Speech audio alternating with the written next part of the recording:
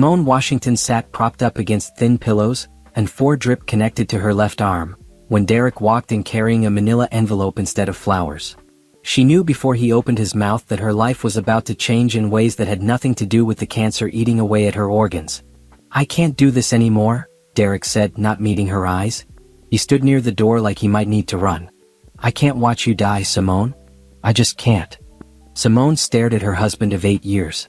The man who had promised to love her in sickness and in health stood there in his expensive suit, the one she had surprised him with for his birthday last month, and pulled papers from the envelope. Her hands shook as she reached for them, the hospital bracelet sliding down her thin wrist. "Divorce papers?" Her voice came out as a whisper. "Derek, they just told me I have 6 months to live." 6 months. "I know, and I'm sorry, but I have to think about my future. About moving forward with my life." He finally looked at her, and what she saw in his eyes was worse than the cancer diagnosis. Relief. He looked relieved. "I've already talked to a lawyer. I'll make this easy for you. You just need to sign." Moving forward? Simone felt tears burning behind her eyes, but she refused to let them fall. "I'm lying here with stage 4 cancer and you're thinking about moving forward?" Derek shifted his weight from foot to foot. "Look, I know this seems harsh, but staying would just be prolonging the inevitable. For both of us. You'll be gone in a few months anyway, and I'll be left picking up the pieces. This way we can both have closure." The machines monitoring Simone's vitals beeped steadily. She wanted to scream at him, to throw something, but her body felt too weak. Instead, she looked down at the papers in her hands. Her eyes scanned the legal language until she found what she was looking for. Derek wanted the house, the car, and was demanding she relinquish any claims to his future earnings. "There's someone else, isn't there?" Simone asked quietly. Derek's face flushed. "That's not relevant right now. This is about us, about what's best for both of us." "Her name is Brittany, isn't it? Your assistant." Simone had suspected for months, the way he came home late smelling like perfume that wasn't hers, the way he guarded his phone like it held state secrets. "How long?" "Simone, don't make this harder than it needs to be." "How long, Derek?" He sighed, annoyed, like she was the one being unreasonable. 8 months. But it doesn't matter now. What matters is that we both move on with dignity. 8 months. Simone calculated backwards in her head. He had been cheating on her since last summer, through their anniversary dinner, through the Caribbean vacation they took in September, through every single lie he told her while looking into her eyes. And now, 3 days after doctors told her she was dying, he wanted out. What Derek didn't know, what nobody except her lawyer Patterson knew, was that 3 days before her diagnosis, Simone had signed the biggest contract of her life. Her tech patent, the one she had worked on for 5 years in their garage while Derek complained about the mess and the time she spent away from him, had been purchased by Tech Corp Industries for $700 million. $700 million that would hit her account in 30 days. She had been planning to surprise Derek with the news after they confirmed all the details. She had imagined his face, his excitement, how they would celebrate together. Instead, she was watching him hand her divorce papers while she faced death. "I need time to think about this," Simone said, her voice steadier than she felt. "There's nothing to think about. You have 6 months, Simone. Do you really want to spend them fighting over this? Just sign the papers and let's end this cleanly." Derek glanced at his watch, an expensive piece she had given him for Christmas. "I have a meeting in an hour. I can wait while you sign." Simone looked at him, really looked at him, and saw a stranger. This man who she had loved, who she had built a life with, who she had supported through graduate school and 2 job changes, was standing in her hospital room treating her death sentence like an inconvenience. The betrayal cut deeper than any diagnosis could. "Get out," she said quietly. "Simone, be reasonable. We need to." "I said get out." Her voice rose, triggering the machines to beep faster. "Get out before I call security." Derek backed toward the door, clutching his envelope. "Fine. But you'll need to deal with this eventually. My lawyer will be in touch." He paused at the door. "I'm sorry it had to end this way." He left without another word, his footsteps echoing down the hospital corridor.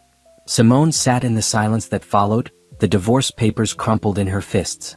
Through her window, she could see the city skyline, the sun setting behind buildings where people were living normal lives. Lives that hadn't just been torn apart. Her phone buzzed on the bedside table. A text from Nicole, her best friend. "How did the doctor appointment go? Call me when you can." Simone couldn't bring herself to respond. How could she explain that in 1 week she had signed a $700 million contract, been diagnosed with terminal cancer, and had her husband serve her with divorce papers. It sounded like a bad movie plot, not real life. A nurse came in to check her vitals, a kind woman named Teresa who had been taking care of her since she was admitted. "Everything okay, honey? Your heart rate is elevated." "My husband just asked me for a divorce," Simone said, the words feeling surreal as she spoke them. Teresa's face fell. "Oh, sweetheart, I'm so sorry. Some people just can't handle the hard stuff." She adjusted Simone's fore. "But you're stronger than you think. I can tell. You're going to get through this." Simone wasn't sure if Teresa meant the cancer or the divorce, but she nodded anyway. The nurse left her alone again and Simone picked up her phone. She scrolled through Derek's social media, something she had avoided doing for months. His latest post was from an hour ago, a picture of him and Brittany at a restaurant, both smiling at the camera. The caption read, "New beginnings." He had posted it while she was lying in a hospital bed. While she was dying.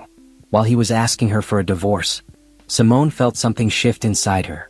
The tears she had been holding back dried up, replaced by something colder, harder. She thought about the $700 million sitting in an account with only her name on it.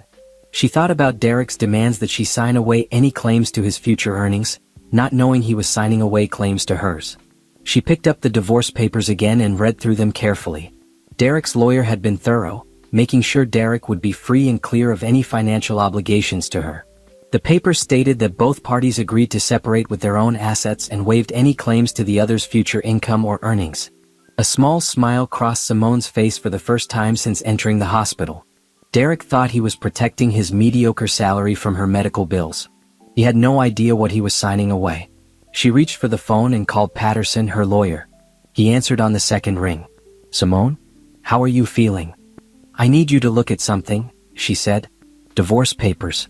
Derek just served them to me in the hospital." There was a long pause. "He served you divorce papers while you're in the hospital? After a terminal diagnosis?" "Yes. And Patterson, I want you to read every word carefully. Then I want you to help me sign them." "Simone, are you sure? Given the circumstances, we could fight this." "We could." "I'm not fighting anything," Simone interrupted. "I'm going to give him exactly what he wants. Can you come to the hospital tomorrow?" "Of course. But Simone, the contract money. If you sign these papers without disclosing." "That's exactly what I'm doing," she said firmly. "Derek wants a clean break. Let's give him one." After hanging up, Simone lay back against her pillows and closed her eyes. 6 months to live, the doctors had said. 6 months to watch Derek move on with his life while she faded away. That's what he expected. But Simone Washington had never been good at meeting expectations. And if she was going to die, she was going to make sure Derek regretted ever walking into that hospital room. The machines beeped steadily beside her, counting down heartbeats, counting down time. But for the first time since hearing her diagnosis, Simone felt something other than fear. She felt determined. Let Derek have his new beginning. She was about to show him what an ending really looked like. Patterson arrived at the hospital the next morning carrying his briefcase and a cup of coffee for Simone. He was a thin man in his 50s with silver hair and sharp eyes that missed nothing. He had handled the TechCorp contract negotiations, turning what could have been a decent deal into a fortune that would change generations. "I read the papers Derek sent over," Patterson said, settling into the chair beside her bed. "Simone, this is unconscionable. He's trying to divorce you while you're terminally ill, and these terms are insulting." Simone sipped the coffee he brought her, grateful for the taste of something other than hospital food. "What are the terms exactly?" Patterson pulled out his tablet and scrolled through the document. "He wants the house, which is in both your names, but he put down the initial deposit. He wants the car, the one you bought together last year. He's willing to take on the mortgage and car payments in exchange for you releasing all claims to his pension, his future earnings, and any joint assets. What does he think I have? According to this, he assumes you have your personal savings, about $30,000, and whatever remains of your retirement account. He's offering to cover your medical expenses up until the divorce is final, which his lawyer estimates will be in 6 weeks. After that, you're on your own." Simone laughed bitterly. How generous of him. Cover my medical expenses for 6 weeks when I have 6 months to live. "There's more," Patterson said, his voice tight with anger. "He's demanding that you sign a clause stating that you waive any claims to his future earnings or assets acquired after the date of separation.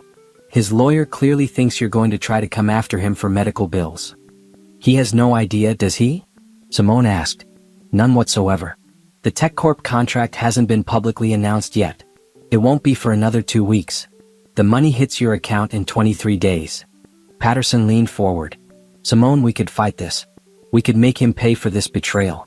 The courts would crucify him for divorcing his dying wife. No, Simone said firmly. I want you to accept his terms. Simone. All of them. The house, the car, the waiver of future claims. I want you to agree to everything he's asking for. Patterson stared at her like she had lost her mind. You want to give him everything? After what he's done? I want him to think he's won, Simone said. I want him to sign those papers believing he's walked away clean. That clause about waiving claims to future earnings? That goes both ways, doesn't it? Understanding dawned in Patterson's eyes. It does. If you both agree to walk away with your separate assets and waive claims to future income, then whatever I earn after our separation date is mine alone, and whatever he earns is his alone. No claims either way.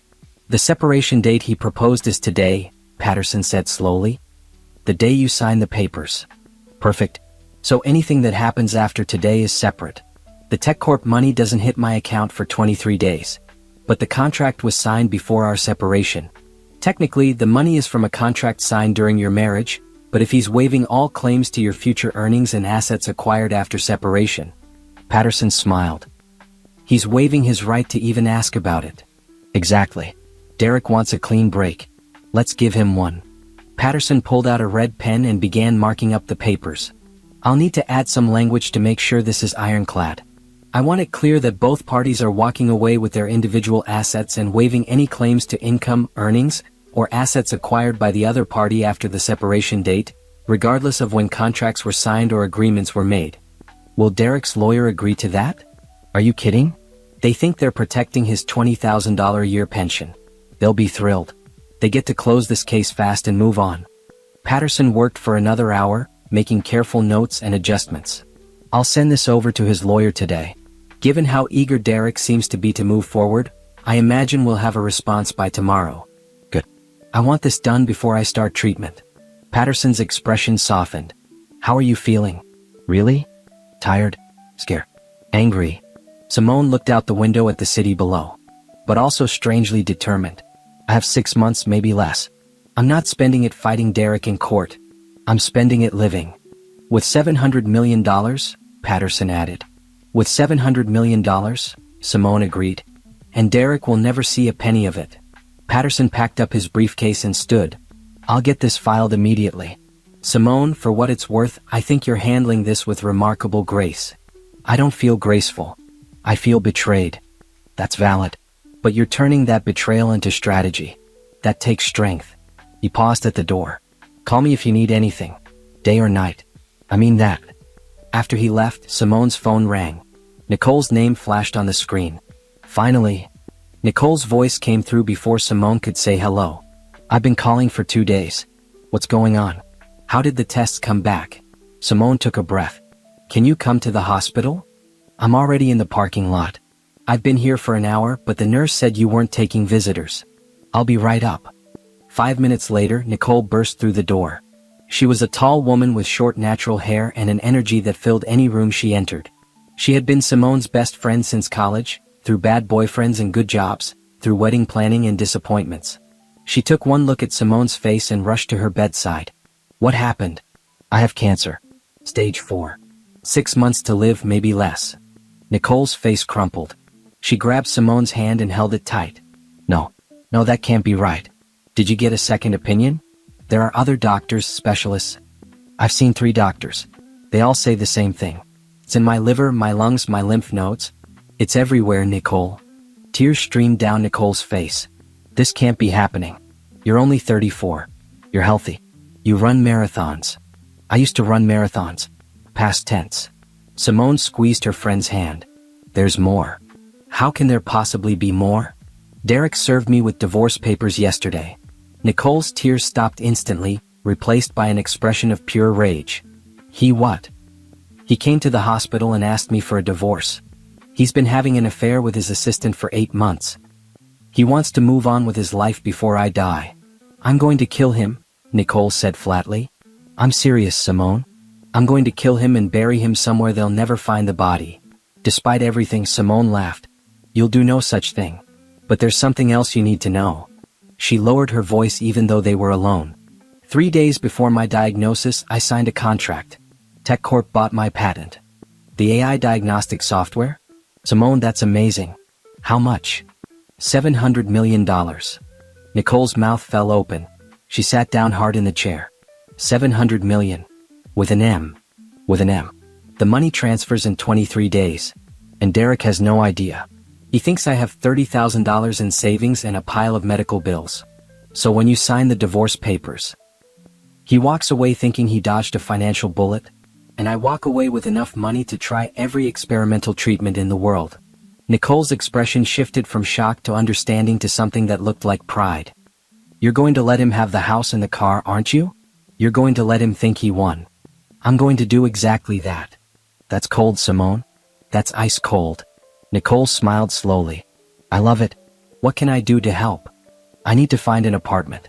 Something small and cheap, the kind of place Derek would expect me to end up in. I start chemotherapy next week, and I need somewhere to recover that isn't tainted with memories of him. Done. I'll start looking today. Nicole pulled out her phone and started making notes. What else? I need you to be patient with me. I'm going to be sick. Really sick. The doctors say the treatment is aggressive, and with my body already compromised. Simone's voice cracked. I don't know if I'm going to make it, Nicole. Don't talk like that. You're going to make it because you're too stubborn to die. You're going to live long enough to see Derek's face when he realizes what he gave up. Nicole's voice was fierce. You're going to live because you have too much life left to live. Simone wanted to believe her. She wanted to think that determination alone could beat cancer, but she had seen the scans. She had seen the tumor markers in her blood work. She knew what the doctors weren't saying outright. That 6 months was optimistic. I'm scared, she admitted quietly. I know. But you're not alone. Whatever happens, I'm here. Every doctor's appointment, every treatment, every bad day. I'm here. They sat together in silence, holding hands, while the machines beeped and the hospital moved around them. Outside, the city continued its rhythm, people going to work and school and home, unaware that Simone's world had tilted off its axis. Patterson called that afternoon. Derek's lawyer agreed to all the terms. They're thrilled. They think they got everything they wanted. We can sign tomorrow if you're up for it. I'm up for it, Simone said. Let's end this marriage. One more thing, Patterson added. I added a clause that neither party can make claims against the other's estate after death. Derek's lawyer insisted on it. They want to make sure that when you die, there's no chance your family could come after his assets. How considerate of them. They have no idea they just protected your entire fortune from any claim Derek might have made. Once you sign these papers, he has no legal standing to touch your money, even if he found out about it. Good. That's exactly what I want. The next day, Derek arrived at the hospital with his lawyer, a stern-looking woman named Mrs. Henderson. They set up in the hospital's conference room, papers spread across the table. Derek wouldn't meet Simone's eyes as Patterson reviewed each section. My client is agreeing to all terms, Patterson said formally. Mrs. Washington will retain her personal savings and retirement accounts. Mr. Washington will take ownership of the marital home and vehicle, assuming all associated debts. Both parties agree to waive any claims to the other's future earnings, assets, or income acquired after the date of separation, which is established as today's date. That's correct, Mrs. Henderson said. Mr. Washington wants to ensure a clean break with no future financial entanglements. My client wants the same, Patterson said dryly. Simone signed her name on each page, her hands surprisingly steady. Derek signed his pages without reading them carefully, eager to be done. When it was finished, Mrs. Henderson gathered the papers and stood. The divorce will be final in 6 weeks, pending the waiting period required by law. After that, both parties are free to move forward with their lives. Derek finally looked at Simone. I hope you find peace, he said, and he actually sounded like he meant it, like he was doing her a favor. I hope you get exactly what you deserve, Simone replied. Derek and his lawyer left. Patterson waited until the door closed behind them before turning to Simone with a grim smile. That man just made the biggest mistake of his life. Yes, he did, Simone agreed. Now let's make sure I live long enough to watch him realize it. The apartment Nicole found was on the 3rd floor of a building that had seen better days. The elevator worked half the time, the walls needed paint, and the heating system made concerning noises. It was perfect. Derek would expect nothing less. Simone moved in 3 days after signing the divorce papers. Nicole helped her carry boxes up the narrow stairs, mostly containing clothes and books. Everything else, all the furniture and decorations from the house she had shared with Derek, stayed behind. She didn't want any of it. Every piece held memories she needed to leave behind. "This place is depressing," Nicole said, looking around the bare apartment. It had one bedroom, a tiny kitchen, and a living room with a window that overlooked a parking lot. "It's temporary," Simone reminded her. "Once the treatment is done, if I make it, I'll find something better." "When you make it," Nicole corrected. "When, not if." They spent the afternoon making the space livable. Nicole bought cheap furniture from discount stores. A bed frame, a small couch, a table with 2 chairs. Simone used some of her savings to stock the kitchen and buy basic necessities. To anyone looking, she appeared to be a dying woman setting up her final residence. They had no idea she had $700 million about to land in her account. The money transferred on schedule, 20 days after she signed the divorce papers. Simone was lying on her new couch, too weak to move after her first round of chemotherapy, when Patterson called. "It's done. $700 million minus taxes and fees. You're looking at about $420 million in your account." Simone closed her eyes. Even after taxes, it was more money than she could comprehend. Money that could buy the best doctors, the most advanced treatments, and maybe, just maybe, buy her more time. "Thank you, Patterson. I've set up the accounts we discussed. Most of it is in trusts and investments. You have access to whatever you need for medical care and living expenses. And Simone, I want you to know that TechCorp is very excited about the official announcement next week. They want you there if you're feeling up to it." "I'll try," Simone said, though she couldn't imagine feeling up to anything. The chemotherapy had hit her like a truck. She was constantly nauseous, exhausted beyond belief, and her hair was already starting to fall out in clumps. The announcement happened without her. Simone watched from her couch as TechCorp's CEO stood on stage and revealed the revolutionary AI diagnostic software that would change healthcare forever. He talked about the brilliant mind behind it, about Simone Washington, who had spent 5 years developing an algorithm that could detect diseases from medical scans with 98% accuracy. Her phone exploded with messages. Old colleagues, friends from college, distant relatives she hadn't spoken to in years, all congratulating her. She ignored most of them. The only person she talked to was Nicole, who came over every day after work to make sure she ate something and hadn't given up. "You made the news," Nicole said one evening, showing her a business magazine. Simone's picture was on the cover, a professional photo from 2 years ago when she still looked healthy. The headline read, "The $700 million Mind, How Simone Washington Changed Healthcare Forever." "Derek must have seen this by now," Simone said. "Oh, he's seen it? I may have driven by the house yesterday." He was out front, screaming into his phone. Nicole grinned. "It was beautiful." "You didn't." "I absolutely did. And I took pictures." Nicole showed her phone screen. Derek looked furious in the photo, his face red, his hands gesturing wildly. The best part? Brittany was loading boxes into her car. "Looks like trouble in paradise." Simone felt a flicker of satisfaction, but it was quickly overshadowed by another wave of nausea. She barely made it to the bathroom before getting sick. Nicole held her hair back, what little remained of it, and helped her back to the couch afterward. "I need to get you better doctors," Nicole said. "With your money, you could have the best oncologists in the world." "I already do," Simone admitted. "Patterson helped me find them. I'm seeing Dr. Chin at Memorial Cancer Center. He's one of the top researchers in experimental treatments." "When do you see him?" "Tomorrow. He wants to discuss some new trials I might qualify for." Dr. Robert Chen was a serious man in his 40s who looked at Simone's scans with the focus of someone examining priceless art. His office was nothing like the cold hospital room she had grown used to. It was warm and filled with plants, and he offered her tea before they talked about her death sentence. "Your cancer is aggressive," he said, "but you're young and you were healthy before diagnosis. That works in your favor. There's a trial I want you to consider. It combines immunotherapy with a targeted drug that attacks the specific mutation your cancer has." "What are the success rates?"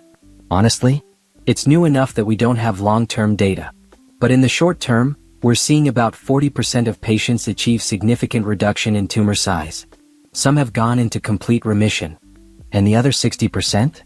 The treatment doesn't work, or they experience side effects severe enough that they have to stop." Dr. Chin set down his tea. "I'm not going to lie to you, Mrs. Washington. This is your best shot, but it's still a long shot." "Better than zero shot," Simone said. When can I start? The new treatment was worse than the standard chemotherapy. Simone spent 3 weeks in the hospital fighting infections and side effects that left her wondering if dying might actually be easier. Nicole stayed with her most nights, sleeping in an uncomfortable chair and advocating fiercely with every nurse and doctor who came through the door. "You're not giving up," Nicole said one particularly bad night when Simone was crying from pain and exhaustion.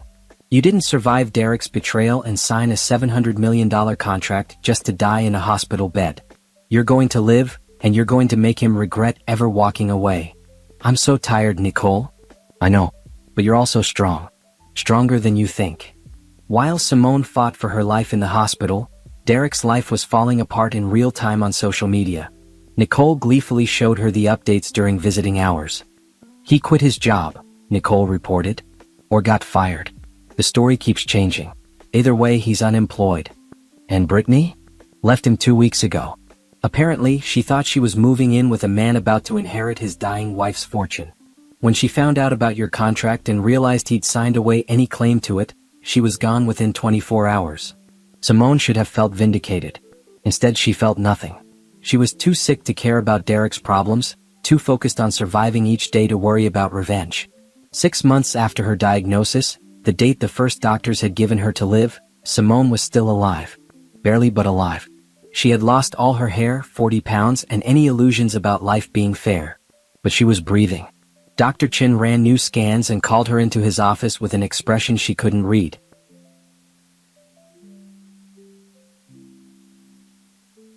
"Your tumors have shrunk," he said. "Significantly. The one in your liver is half the size it was. The spots in your lungs are almost gone." Simone stared at him. "I'm not dying? You're still very sick.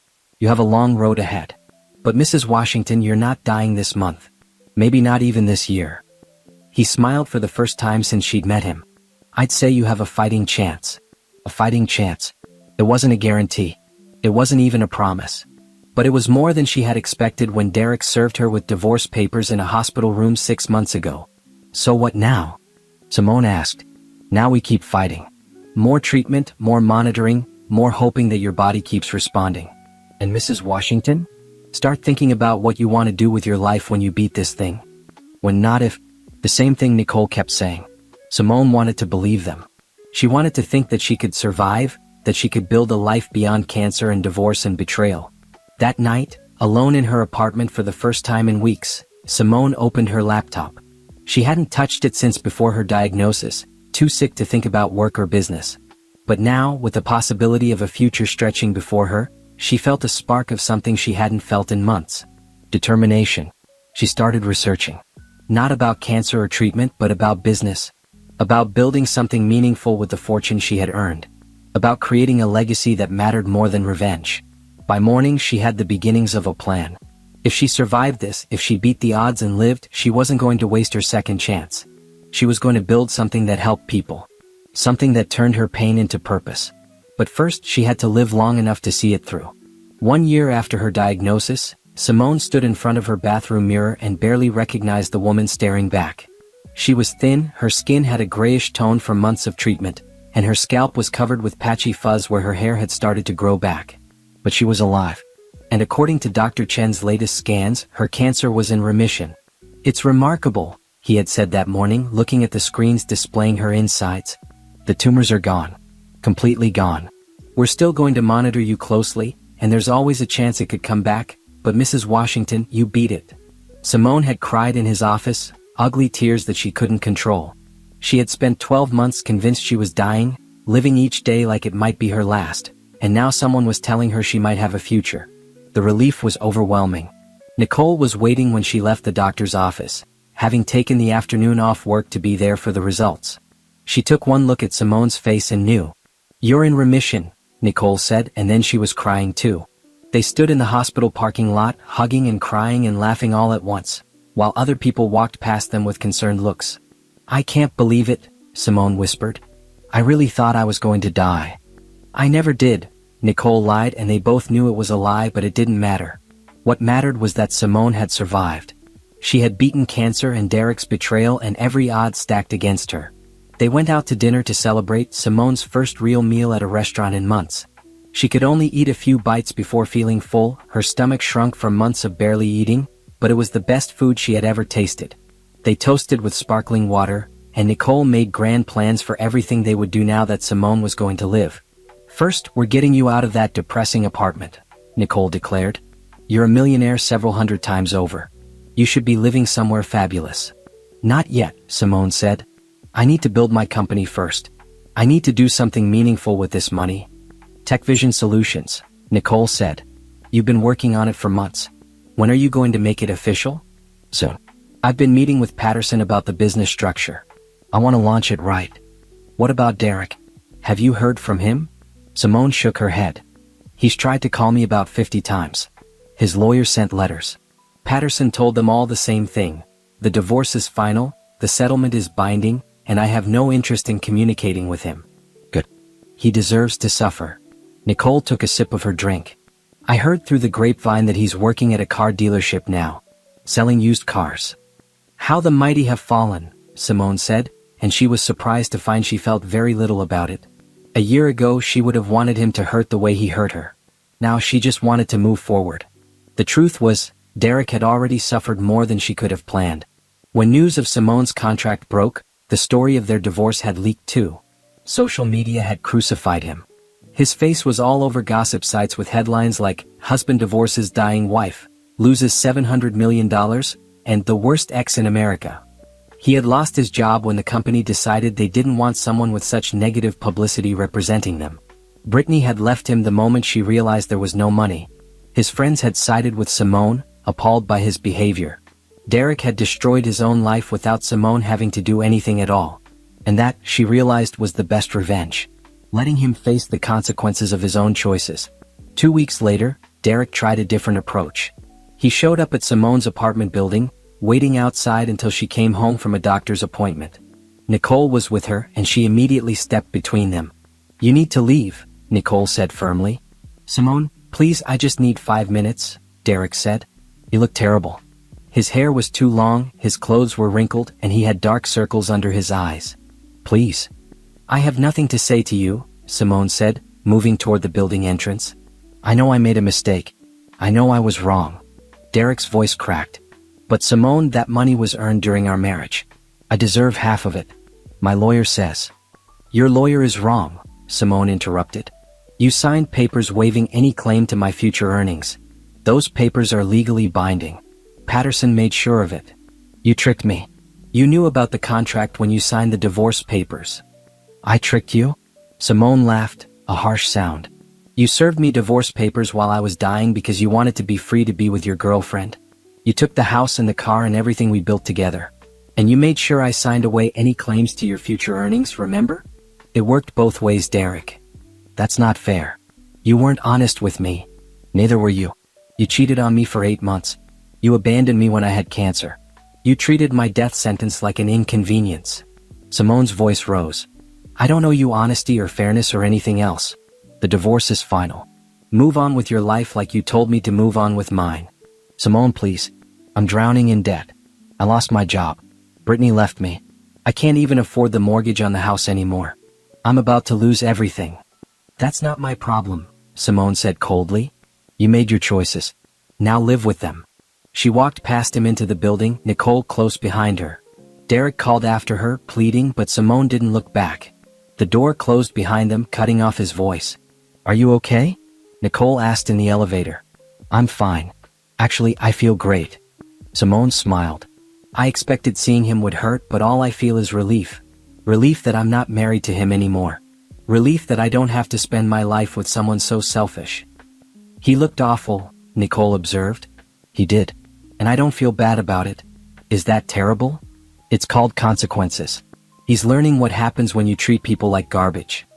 In her apartment, Simone opened her laptop and looked at the business plan she had been developing. TechVision Solutions was almost ready to launch. She had been working on it in secret, building the foundation while she recovered. The company would use her AI technology to develop affordable diagnostic tools for underserved communities. But there was another project she wanted to add.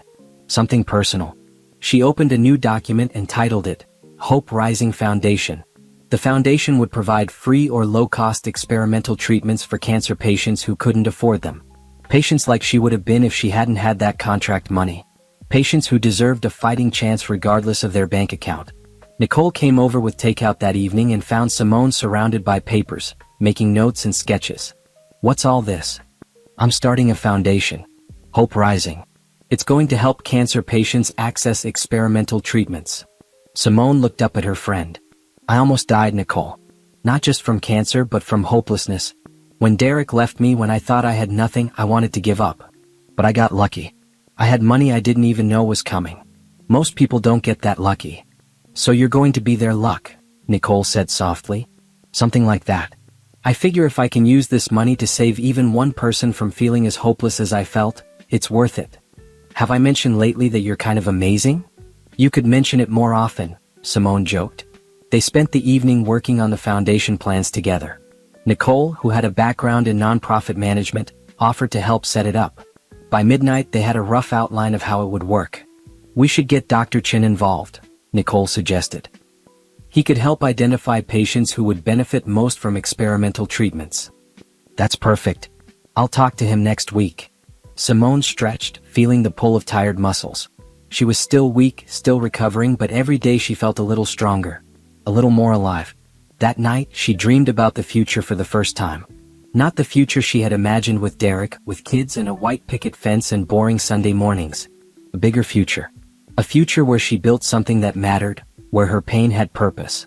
She woke up with the sun streaming through her window and reached for her phone. There were missed calls from Derek and messages from his lawyer. She deleted them all without reading them. Then she called Patterson. "I'm ready to launch Tech Vision," she said. "And I want to start a foundation. How soon can we make it happen?" "For you? As soon as you want. Let's make it official." Simone smiled. 1 year ago, she had been lying in a hospital bed, convinced she was dying, watching her husband walk away. Now she was planning a future she never thought she'd have. The best revenge, she was learning, wasn't making Derek suffer. It was building a life so good that his betrayal became nothing more than a footnote in her story. The tech conference hall was packed with reporters, investors, and industry leaders. Simone stood backstage, her hands shaking slightly as she adjusted the silk scarf she wore to hide the thinness of her neck. Her hair had grown back in soft curls, different from the straight hair she'd had before, but she liked it better. It made her look like a different person. She was a different person. "You ready?" Patterson asked, appearing beside her with a bottle of water. "No. But I'm doing it anyway. That's the spirit." He smiled. "Simone, what you've built in the last year is extraordinary. Tech Vision Solutions is going to change the world. You should be proud." "I will be. After I don't throw up on stage." Patterson laughed. "You're going to be fine. Just remember, you've already beaten the hardest thing. This is just talking." The introduction was happening. Simone heard her name echoing through the speakers, heard the applause, and took a deep breath. Then she walked out onto the stage. The lights were bright, almost blinding. She couldn't see faces in the crowd, just shapes and shadows. But she could feel their attention, hundreds of people watching her, waiting to hear what she had to say. "Good morning," she said, her voice steady despite her nerves. "My name is Simone Washington, and a year ago, I was supposed to be dead." The room went silent. Simone clicked to the first slide, a hospital photo Nicole had taken of her mid-treatment, bald and thin and barely alive. "This was me during chemotherapy. I had stage 4 cancer. Multiple organs affected. 6 months to live, maybe less. The doctors were honest with me. They said I was dying." She clicked to the next slide, showing her latest scan results. Clear. No evidence of disease. "This was me 3 weeks ago. In remission. Against all odds, I survived. But I survived because I had access to experimental treatments that most people can't afford. I survived because I had money and resources and the best doctors in the world. That's not fair. And that's what I'm here to change." The next slide showed Tech Vision's technology, the AI diagnostic software that could detect diseases earlier and more accurately than traditional methods.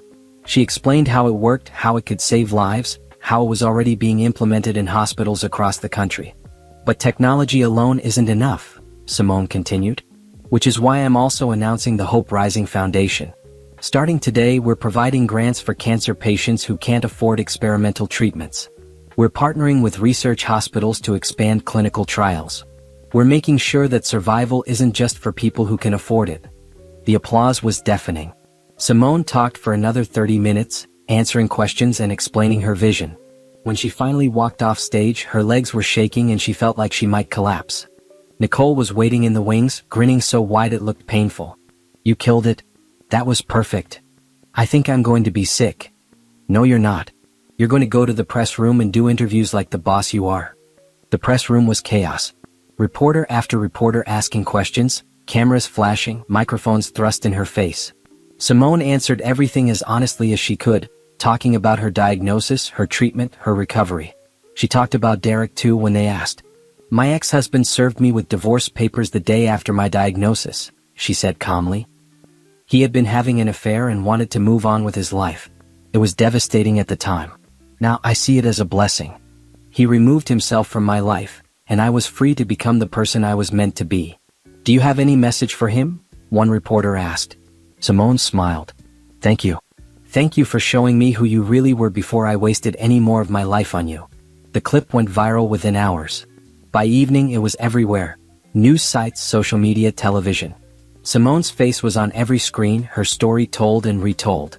The woman who was supposed to die, who instead built an empire. Derek called that night. Simone didn't answer, but he left a voicemail that Nicole insisted they listen to on speakerphone. "Simone, please, you're being unreasonable." Derek's voice came through, whiny and desperate. "That money was earned during our marriage.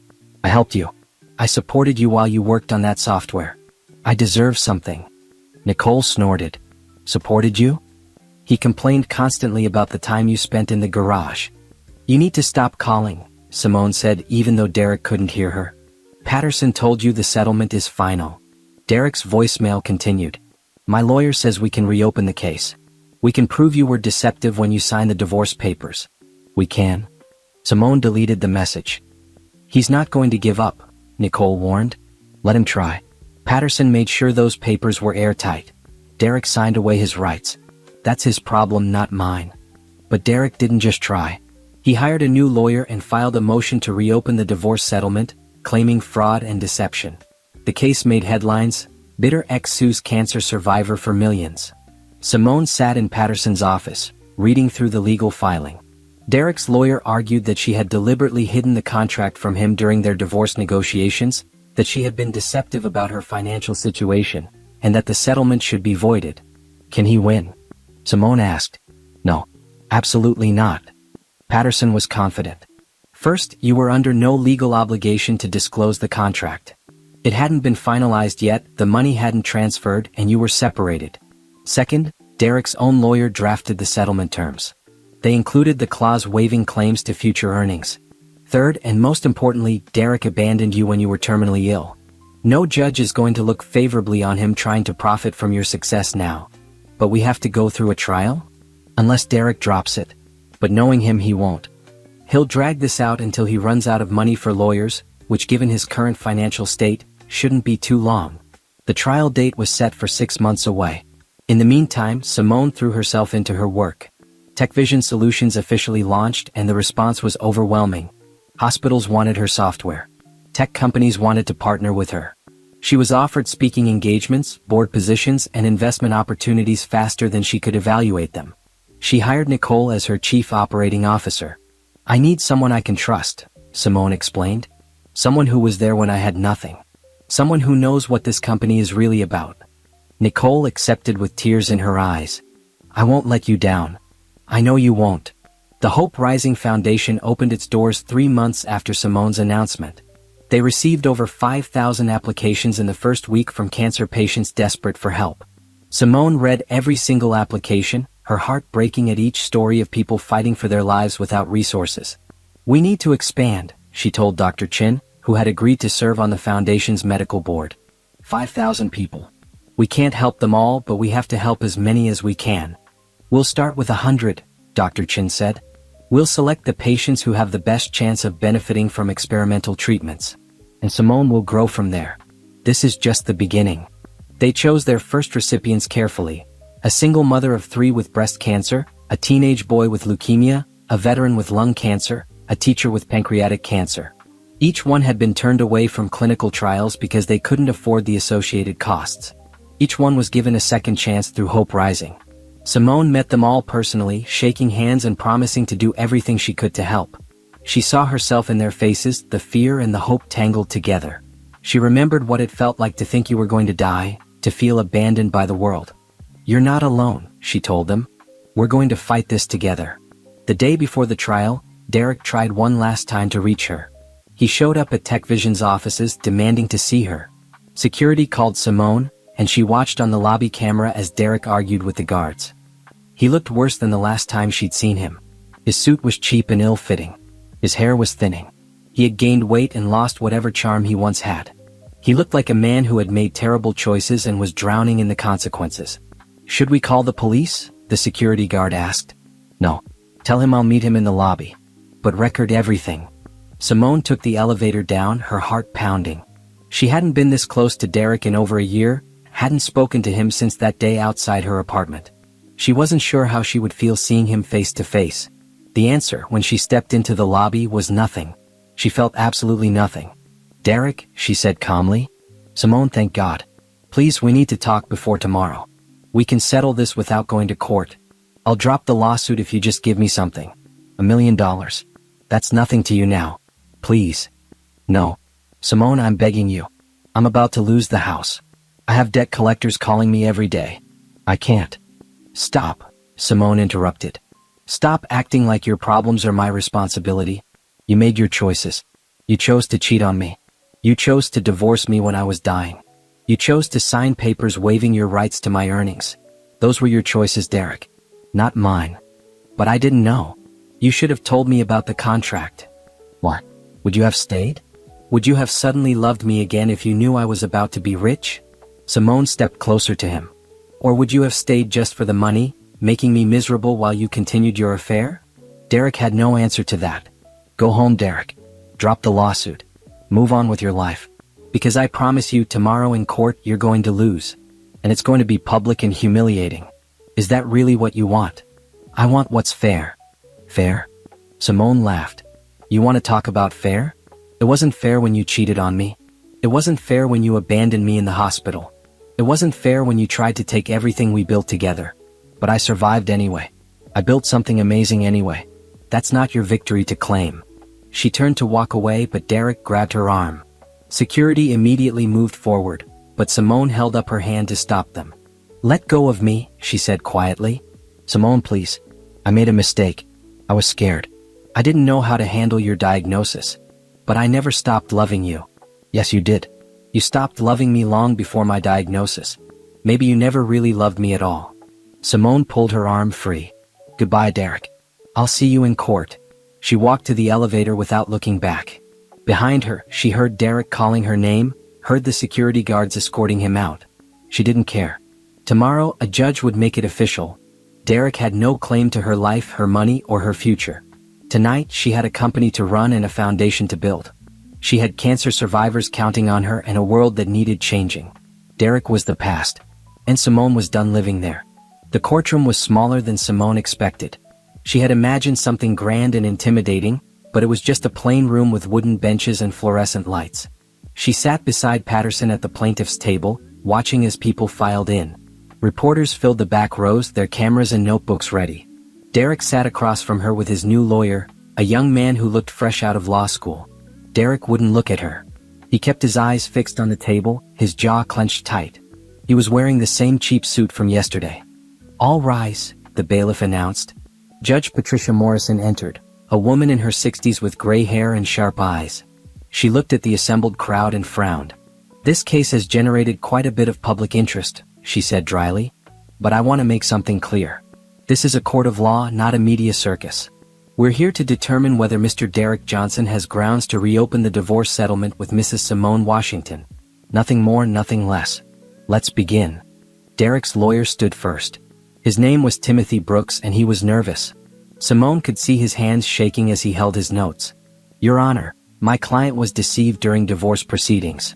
Mrs. Washington deliberately concealed a $700 million contract from him during settlement negotiations.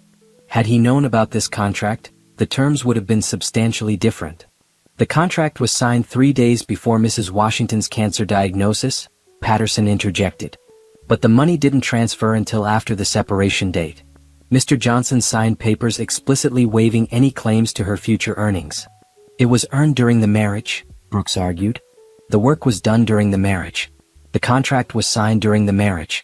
Therefore, it should be considered marital property. Judge Morrison looked at the documents in front of her.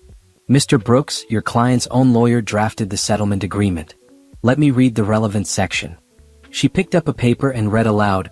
Both parties agree to separate with their individual assets and waive any claims to income, earnings, or assets acquired by the other party after the date of separation, regardless of when contracts were signed or agreements were made. That language is highly unusual, Brooks said. My client didn't understand what he was signing. Your client had a lawyer present, the judge pointed out. Are you suggesting his lawyer was incompetent? Brooks faltered. No, Your Honor, but... Because if you're arguing that your client's previous lawyer was incompetent, that's a different case entirely. One you should take up with that lawyer, not with Mrs. Washington. Simone watched Derek shift in his seat. He whispered something to Brooks, who nodded and stood straighter. Your Honor, my client is requesting that the settlement be voided on the grounds of fraud. Mrs. Washington knew about the contract and deliberately hid it from him. Was Mrs. Washington legally required to disclose this contract? Judge Morrison asked. The contract was signed during the marriage, Brooks repeated. It's marital property. That's not what I asked. Was she legally required to disclose it during divorce proceedings? Brooks hesitated. Given the circumstances. Yes or no, counselor? No, Your Honor. Not technically. But. Then there's no fraud. Judge Morrison turned to Patterson. Mr. Patterson, does your client wish to respond? Patterson stood smoothly. He had been doing this for 30 years and it showed. Your Honor, my client wishes the court to understand the full circumstances surrounding this divorce. Mr. Johnson didn't just leave Mrs. Washington. He abandoned her after a terminal cancer diagnosis. He served her with divorce papers while she was in the hospital, told her he wanted to move on with his life, and immediately moved his girlfriend into their marital home. Objection. Brooks jumped up. That's not relevant to the financial settlement. It's absolutely relevant, Patterson said calmly. My client was dying. She was given 6 months to live. Mr. Johnson made a calculated decision to divorce her quickly, assuming she would be dead within months and he would be free and clear. He demanded she waive all claims to his future earnings because he didn't want to be responsible for her medical debts. He never imagined she would survive, let alone thrive. The courtroom murmured. Reporters scribbled furiously in their notebooks. Furthermore, Patterson continued, Mr. Johnson's own settlement terms protected him from exactly what he's now accusing my client of doing. He wanted ironclad protection from any claim she might make. His lawyer ensured that protection went both ways. Mr. Johnson cannot now claim he was deceived when he got exactly what he asked for. A clean break with no financial entanglements. Judge Morrison looked at Derek. Mr. Johnson, did you or did you not have a lawyer present when you signed the divorce settlement? Derek stood awkwardly. I did, Your Honor. And did that lawyer advise you on the terms? Yes, but I didn't understand. Did you read the settlement before signing? Derek's face reddened. I skimmed it. I trusted my lawyer too. So you signed a legal document without reading it carefully? I was trying to move forward with my life, Derek said defensively. My lawyer assured me everything was fine. Your lawyer drafted terms that protected you from any claims your dying wife might make, the judge said sharply. Those same terms protected her from any claims you might make. That's called an equitable agreement, Mr. Johnson. But she tricked me. How did she trick you? By surviving? Judge Morrison's voice was cold. By not dying on your timeline? By building a successful business while battling cancer. She should have told me about the contract. Why? So you could stay married to her for the money? So you could continue your affair while profiting from her work? The judge shook her head. Mr. Johnson, I've seen many cases in my career, but this is one of the most egregious attempts at opportunism I've witnessed. You abandoned your wife when she needed you most, divorced her as quickly as possible, and now that she's successful, you want a piece of her success. The answer is no. Your Honor, please, Brooks tried to interject. I'm not finished, counselor. Mr. Brooks, I suggest you advise your client to drop this lawsuit immediately. Because if we go forward with a full trial, I will allow Mrs. Washington's team to present evidence of Mr. Johnson's behavior during their marriage. And I assure you that evidence will be damaging. Patterson smiled slightly. Your Honor, we have extensive documentation. Text messages, emails, financial records showing Mr. Johnson moved money to hidden accounts before serving divorce papers. Hotel receipts proving his affair began months before Mrs. Washington's diagnosis. Testimony from friends and family about his treatment of my client during her illness. Derek's face went pale. He grabbed Brooks's arm and whispered urgently. Brooks looked uncomfortable but stood to address the court. Your Honor, my client would like a recess to consider his options. Denied. We're here now. Let's finish this. Judge Morrison looked at Derek again. Mr. Johnson, your wife signed a contract for work she did independently. She developed software in your garage while you, by multiple accounts, complained about the time she spent on it. She built something valuable through her own effort and talent. The fact that you happened to be married to her at the time doesn't entitle you to her success. I supported her. Derek burst out. I paid the mortgage while she worked on that software. And you received the house in the divorce settlement, Patterson noted. You got what you paid for, Mr. Johnson. I'm about to lose that house because I can't afford it anymore. Again, not Mrs. Washington's problem, the judge said. You made a series of poor decisions. You chose to have an affair. You chose to divorce a dying woman. You chose to sign settlement papers without reading them carefully. Those are your consequences to face. This isn't fair. Judge Morrison leaned forward. Mr. Johnson, let me be very clear. Mrs. Washington owed you nothing. Not information about her contract, not access to her money, not a second chance. You threw away your marriage for an affair. You showed no compassion when your wife was facing death. And now you have the audacity to come into my courtroom and demand she give you money? No, sir. That's not how this works. So that's it. Derek's voice rose. She gets to keep everything and I get nothing? You got exactly what you asked for in the divorce. A clean break. No financial ties. Your freedom to move forward with your life. Judge Morrison picked up her gavel. I'm denying your motion to reopen the settlement. The original divorce agreement stands as written. Furthermore, I'm ordering you to pay Mrs. Washington's legal fees for this frivolous lawsuit. How much? Derek asked weakly. Patterson stood. Our fees for defending this case amount to approximately $2 million, Your Honor. Derek looked like he might faint. $2 million? I don't have $2 million. You should have thought of that before filing a baseless lawsuit, the judge said without sympathy. Perhaps you can work out a payment plan with Mrs. Washington's attorney. This case is dismissed. The gavel came down with a sharp crack. The courtroom erupted in noise. Reporters rushed for the exits to file their stories. Derek sat frozen in his chair, staring at nothing. Simone stood and turned to leave. She felt lighter than she had in months, like a weight had been lifted from her shoulders. Derek had no claim to her money, her success, or her future. It was finally officially over. Mrs. Washington, a reporter called out as she exited the courtroom. How do you feel about the verdict? Vindicated, Simone said simply. Justice was served. Do you have any message for your ex-husband? Simone paused and looked back at the courtroom. Through the windows, she could see Derek still sitting at the table, his head in his hands. For a moment, she almost felt sorry for him. Almost. I hope he learns from this, she said. I hope he learns that actions have consequences. That you can't treat people like they're disposable and expect no repercussions. And I hope he finds a way to rebuild his life with integrity this time. It was more kindness than Derek deserved, and Simone knew it. But she was tired of anger. Tired of revenge. She had better things to do with her energy. Patterson walked beside her as they left the courthouse, photographers snapping pictures of them on the steps. That went even better than expected, Patterson said. Judge Morrison doesn't usually show that much emotion in court. She was angry. She was disgusted. And rightfully so. Patterson checked his phone. Derek's lawyer just sent a message. They want to negotiate a payment plan for the legal fees. Tell them I'll accept $50,000 a year for 40 years. Patterson raised an eyebrow. That's generous. I don't need his money. I just need him to remember, every single month when he makes that payment, what his choices cost him. Brutal. I love it. Simone smiled. I learned from the best. That evening, Nicole came over to Simone's apartment with champagne and Thai food. They celebrated on the floor of Simone's living room, music playing from her phone. You won, Nicole said, raising her glass. You beat cancer, you beat Derek, and you built an empire. You're officially a legend. I'm officially exhausted, Simone admitted, but happy. For the first time in 2 years, I'm actually happy. What's next? Besides changing the world with your company and foundation, Simone thought about it. I think I need to move. This apartment served its purpose, but it's time for something better. Finally.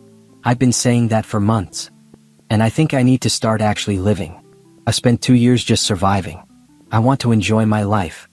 Does that include dating? Nicole asked carefully. Simone laughed. Maybe eventually. But right now I'm focused on me.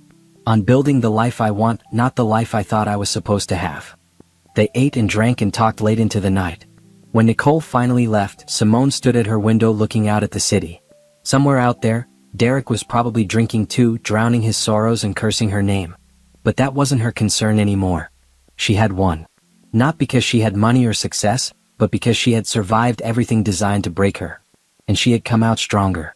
Tomorrow she would start looking for a new place to live. Next week, she would attend the foundation's first fundraising gala. Next month, she would give a keynote speech at a medical conference. But tonight, she was just going to appreciate being alive. Being free. Being happy. It was enough. The trial had been scheduled for 6 months away, but Derek's lawyers filed motion after motion, each one more desperate than the last. They claimed new evidence, technicalities, procedural errors. Anything to keep the case alive. But Patterson had been right. Derek was running out of money. His third lawyer dropped him after 2 months of unpaid bills. Simone watched it all from a distance, focused on her growing company. TechVision Solutions had expanded to 3 cities, with plans for international offices by the end of the year. The Hope Rising Foundation had helped over 200 cancer patients access treatment. Her days were full of meetings, speeches, and building something that mattered. But the legal battle continued dragging on, and eventually Judge Morrison had enough. "We're moving forward with a full trial," she announced during a preliminary hearing. "Mr. Johnson seems determined to present his case." "Fine. Let's hear all the evidence. Both sides." Derek's fourth lawyer, a desperate-looking man named Harold Green who worked from a strip mall office, looked relieved. Derek himself looked nervous. "Your Honor, we're prepared to present evidence that Mrs. Washington deliberately concealed assets and deceived my client," Green said. "And we're prepared to present evidence of Mr. Johnson's behavior during the marriage," Patterson responded smoothly. "In fact, we welcome the opportunity." The trial date was set for 3 months away. Simone spent those months preparing, going through old emails and text messages, gathering documentation of everything Derek had done. Patterson hired investigators who uncovered even more than Simone had known. "He opened a credit card in your name," Patterson told her during a prep session. 2 months before he served you with divorce papers. Ran up $20,000 in debt. He what? It gets worse.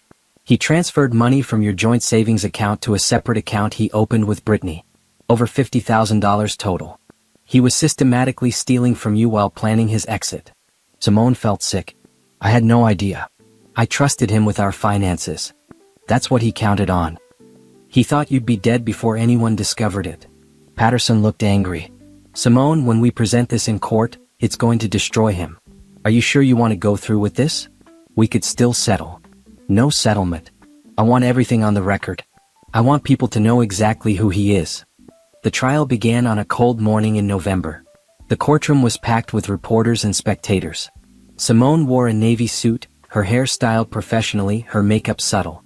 She looked healthy and successful and nothing like the dying woman Derek had divorced. Derek, on the other hand, looked terrible. He had lost more weight, his suit hung loose on his frame, and he had the hunted look of a man who knew he was cornered.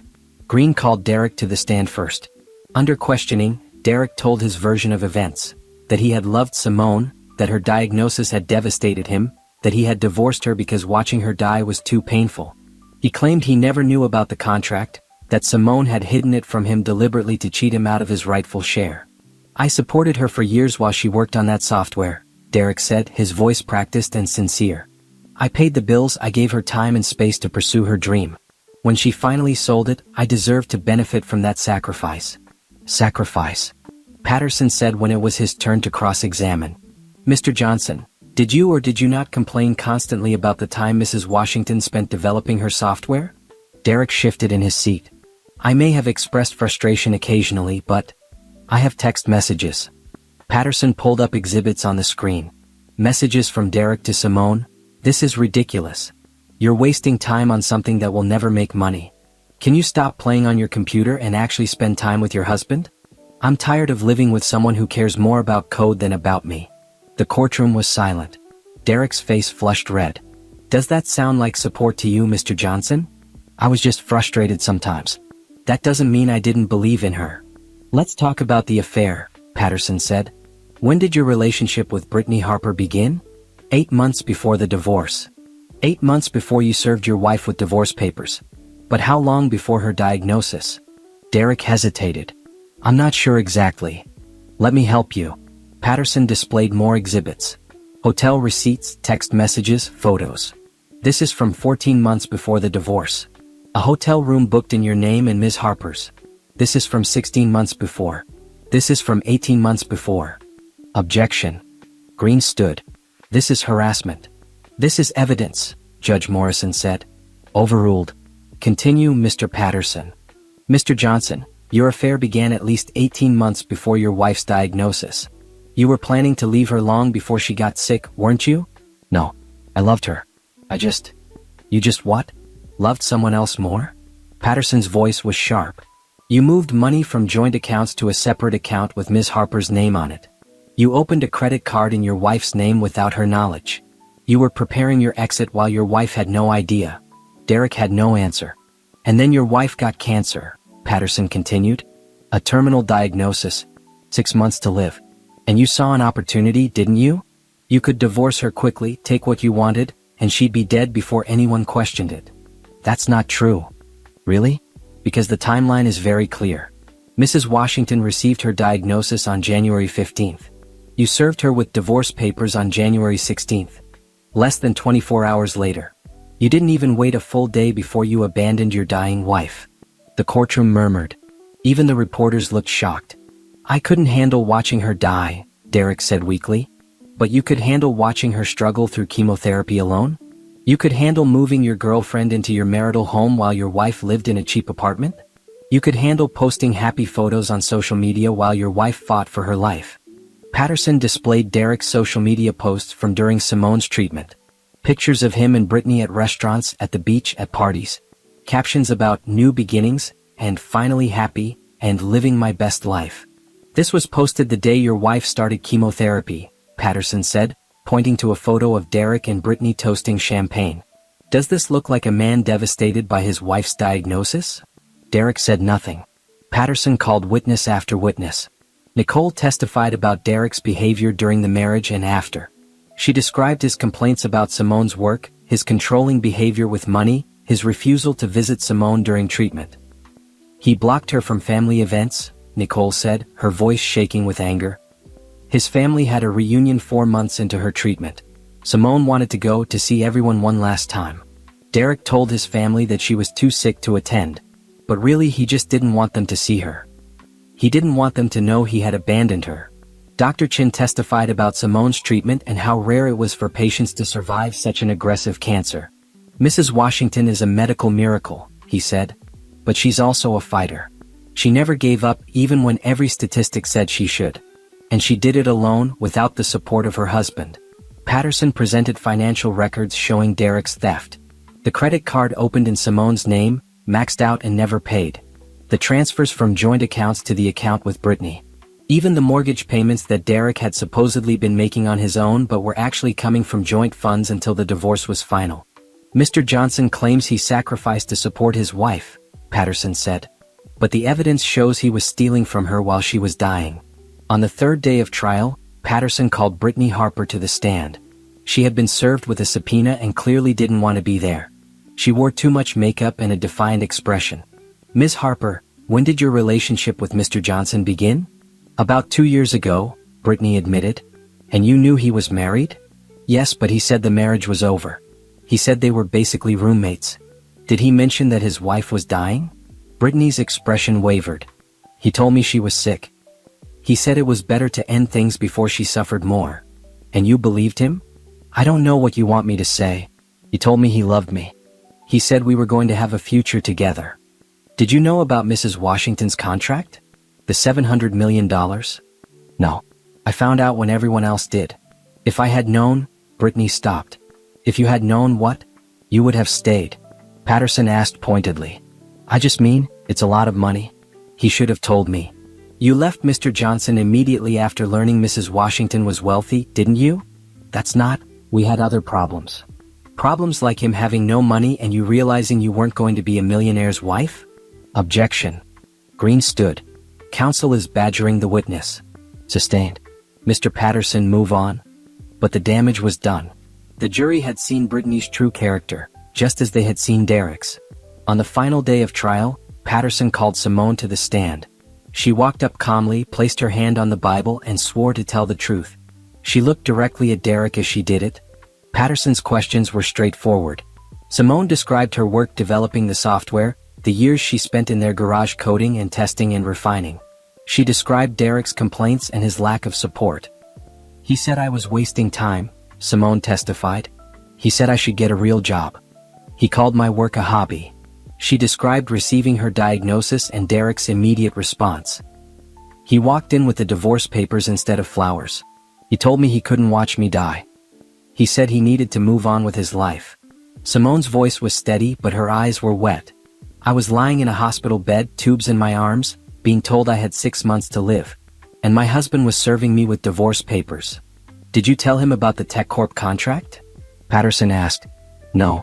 Why not? Because 3 days before my diagnosis, I had been planning to surprise him with the news. I had imagined his joy, his excitement. Then he showed me who he really was. He showed me that when things got hard, he ran. He showed me that his love had conditions. Simone looked at Derek.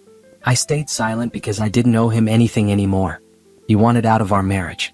I gave him what he wanted. Did you intend to deceive him? No. I simply didn't share information with a man who had already betrayed me. He signed papers waiving claims to my future earnings because he was protecting himself from my medical debts. Those papers protected me too. That's not deception. That's consequences. Green tried to shake her testimony during cross-examination, but Simone was unflappable. She answered every question calmly and honestly. When Green suggested she had tricked Derek, she simply said, I gave him exactly what he asked for. A divorce. Freedom. No financial ties. He just didn't expect me to survive long enough to benefit from it. Closing arguments took another day. Green painted Simone as a cold, calculating woman who had stolen Derek's rightful share. Patterson painted Derek as an opportunistic man who abandoned his dying wife and was now trying to profit from her success. This case is simple, Patterson told the jury. Mr. Johnson made choices. He chose to have an affair. He chose to steal money from joint accounts. He chose to divorce his wife hours after her terminal diagnosis. He chose to sign settlement papers protecting himself from her debts. Those choices have consequences. He cannot now claim he deserves access to her success. He walked away from Simone Washington when she needed him most. He doesn't get to walk back into her life now that she's successful. The jury deliberated for 4 hours. When they returned, their verdict was unanimous. Derek had no claim to Simone's contract money. The settlement stood as written. Furthermore, Derek was ordered to return the money he had stolen from joint accounts, pay Simone's legal fees, and repay the credit card debt he had fraudulently opened in her name. The total amount, $2.3 million. Derek collapsed in his chair. His lawyer tried to speak, but Judge Morrison silenced him with a look. Mr. Johnson, I hope you've learned something from this experience, the judge said. You cannot treat people as disposable and expect no consequences. You cannot abandon someone in their darkest hour and then expect to benefit from their success. The law and this court will not allow it. Derek was led from the courtroom by his lawyer, his face pale and his shoulders slumped. Simone watched him go and felt only relief. It was finally over. Derek had no claim to her life, her money, or her future. The law had confirmed what she already knew. She owed him nothing.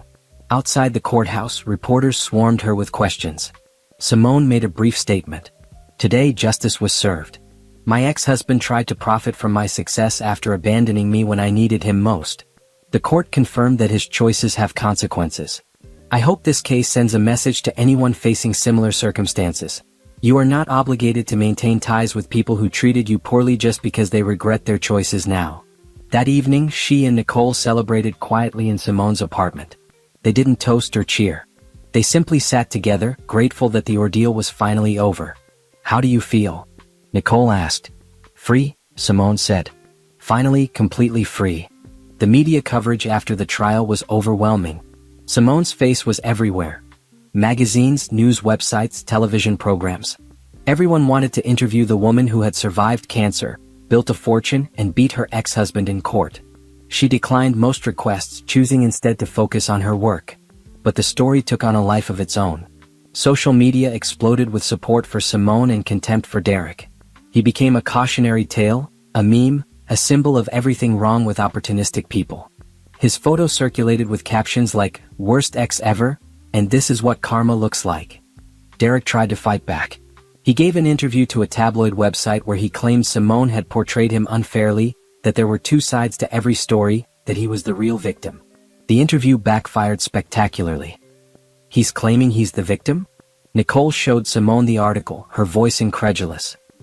He divorced his dying wife and stole money from her, and he thinks he's the victim? Let him think whatever he wants, Simone said. It doesn't matter anymore. But it did matter to the internet. Derek's employer, the car dealership where he worked as a sales associate, fired him after the article went viral. They released a statement saying his values didn't align with their company culture. Other employers rejected his applications when they recognized his name.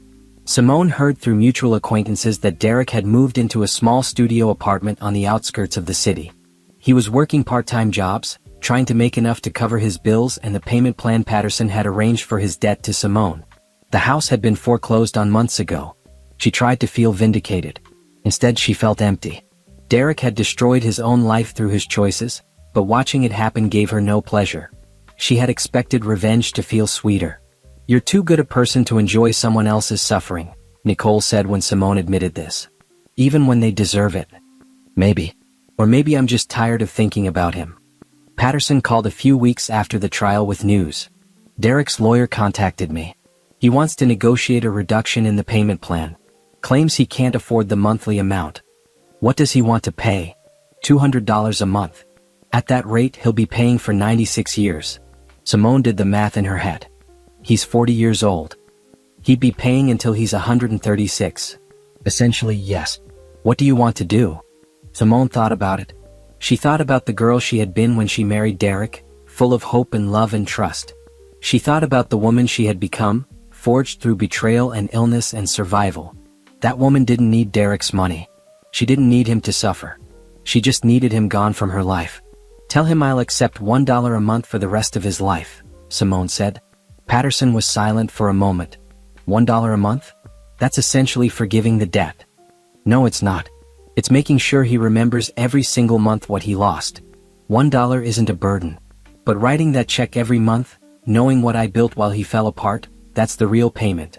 "That's actually brilliant. And cruel. I'll inform his lawyer."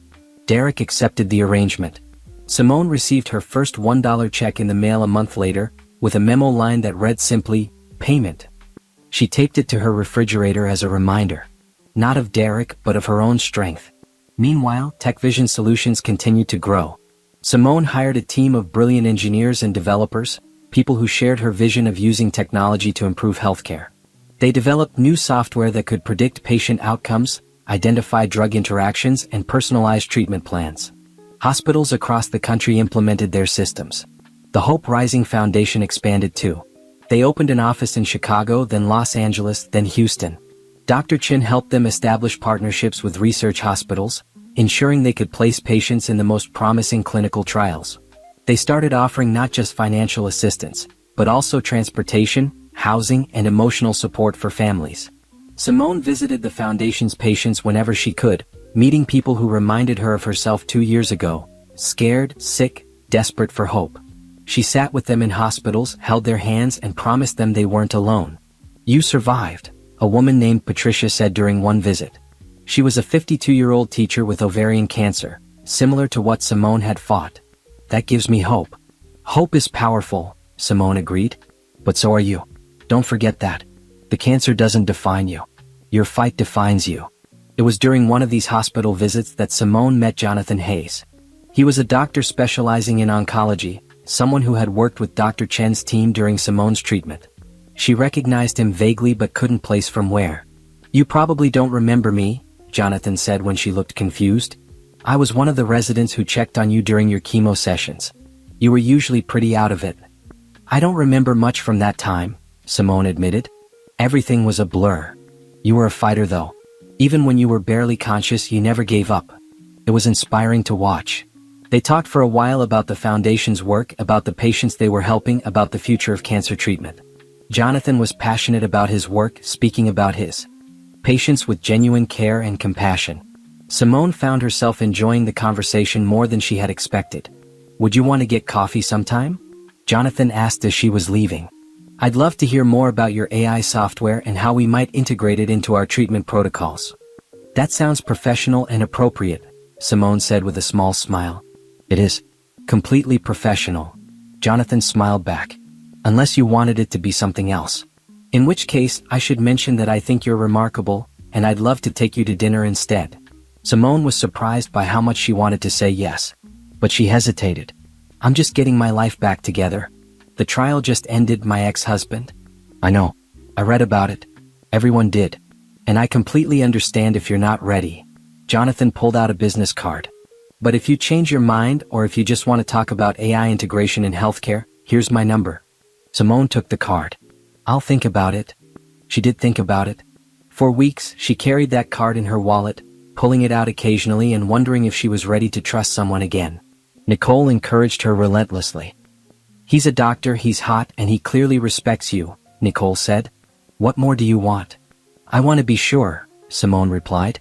I want to know that I'm moving forward for the right reasons, not just because I'm lonely or trying to prove something to Derek. You don't have to prove anything to anyone. But Simone, you deserve happiness.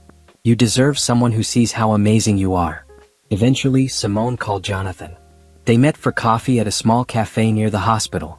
The conversation flowed easily, moving from work to personal history to hopes for the future. Jonathan was divorced too, had been for 3 years. She wanted kids and I wasn't ready, he explained. By the time I was ready, she had moved on. It was amicable though. We still talk sometimes.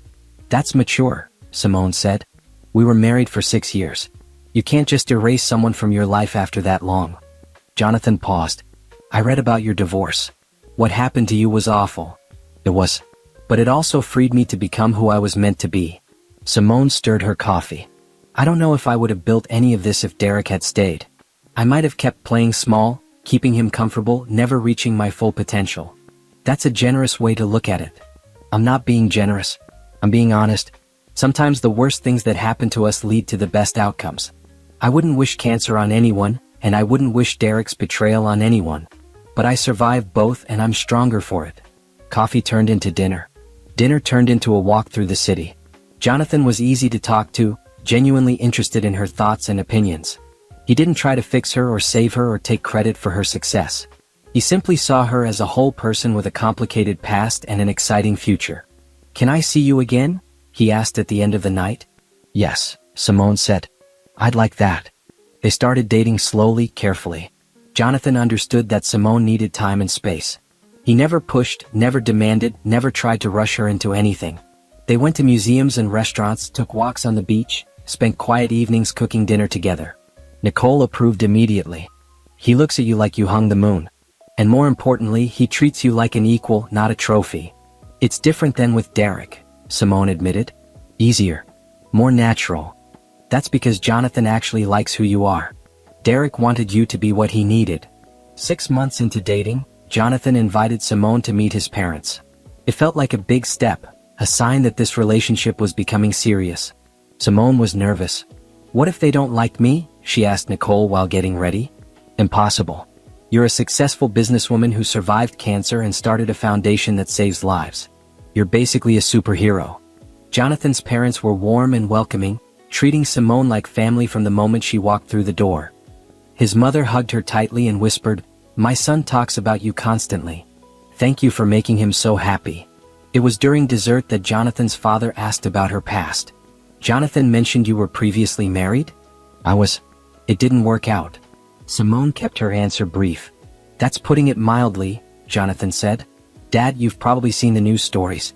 Simone's ex-husband is somewhat infamous. Recognition dawned on his father's face. Oh, you're that Simone Washington. The one with the contract and the, oh my goodness. That's me, Simone said with a slight smile. I'm so sorry for what you went through, Jonathan's mother said. What a terrible man. He was.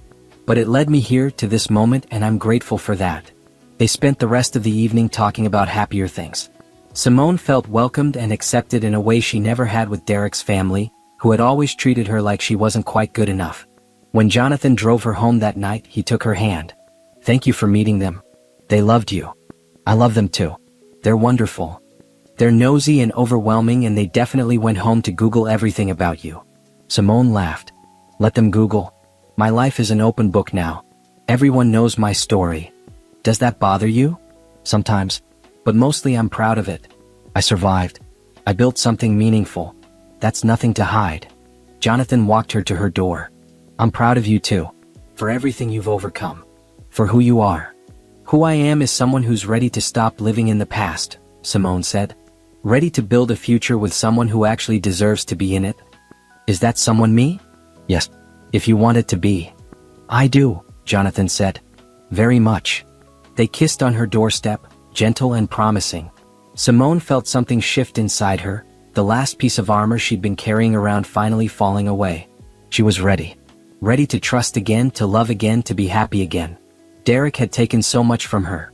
Time, trust, the naive belief in forever. But he hadn't taken everything. He hadn't taken her strength, her intelligence, her capacity to love. And he certainly hadn't taken her future. That belonged to Simone alone. And she was going to make it extraordinary. 2 years after her diagnosis, Simone stood in front of a room full of donors and supporters at Hope Rising Foundation's annual gala. She wore a deep blue gown, her hair styled in natural curls that framed her face. She looked healthy, confident, and nothing like the dying woman Derek had left behind. "Thank you all for being here tonight," she began, her voice carrying through the ballroom. 2 years ago, I was lying in a hospital bed being told I had 6 months to live. I had stage 4 cancer, no hope, and a husband who decided that my diagnosis was his cue to leave. The room was silent, everyone listening intently. I'm standing here tonight because I got lucky. I had access to experimental treatments that most people can't afford. I had resources and support and a best friend who refused to let me give up. Simone looked at Nicole, who was sitting at the front table wiping tears from her eyes. But luck shouldn't determine who survives cancer. Money shouldn't determine who gets a chance to live. She clicked to a slide showing photos of patients Hope Rising had helped. These are some of the people we've served over the past year. Patricia, a teacher from Denver who's now in remission from ovarian cancer. Marcus, a 15-year-old from Atlanta who just finished his last round of treatment for leukemia.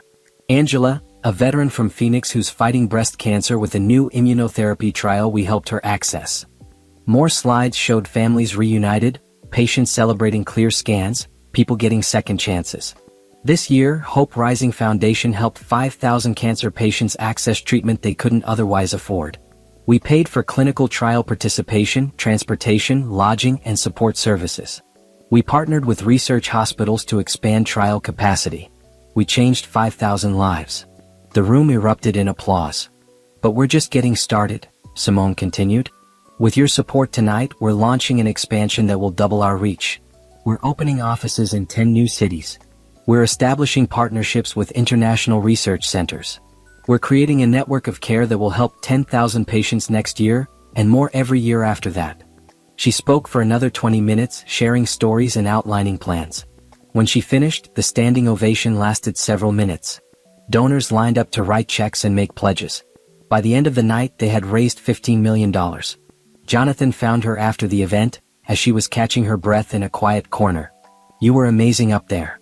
"I was terrified," Simone admitted. "It didn't show. You're a natural." He handed her a glass of champagne. "To changing the world. To saving lives," Simone corrected, touching her glass to his. They had been dating for 8 months now, and it felt right in a way her marriage to Derek never had. Jonathan was supportive without being controlling, interested without being possessive. He celebrated her success and supported her through difficult days. When she worked late, he brought her dinner. When she doubted herself, he reminded her of everything she had already achieved. "Move in with me," Simone said suddenly. Jonathan looked surprised. "Really? Really? I bought a penthouse 6 months ago. It has plenty of space, a view of the city, and it's way too big for just me and my 2 rescue dogs." "You have dogs now?" "I adopted them last month. Shelter dogs that nobody wanted. They're perfect." Jonathan laughed. "Of course you did. Yes, I'll move in with you." But fair warning, I'm messy and I snore. I survived cancer and divorce. I can handle messy and snoring. The penthouse Simone had bought was nothing like the house she had shared with Derek. That had been his taste, traditional and safe. This was hers. Modern, bright, with floor-to-ceiling windows and an open floor plan. She had decorated it with art from local galleries and plants everywhere. The dogs, a German Shepherd mix named Hope and a Pit Bull mix named Rising, had the run of the place. Jonathan moved in 2 weeks later, bringing boxes of books and clothes and a collection of vintage medical equipment he collected as a hobby. "You're a nerd," Simone teased, looking at an old stethoscope. "Takes one to know one," Jonathan replied, gesturing at her wall of framed code printouts from her original software.